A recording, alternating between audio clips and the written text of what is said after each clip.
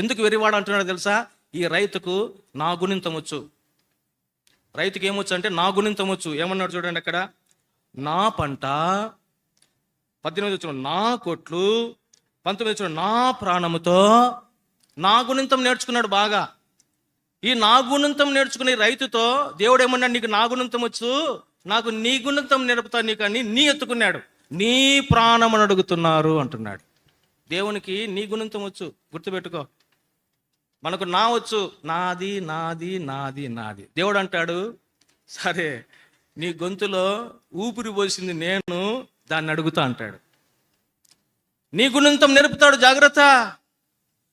దేవుడు అంటున్నాడు, ఓ వెరివాడా, ఈ రాత్రి నీ ప్రాణమును నాకు అది రావాలా, అడుగు.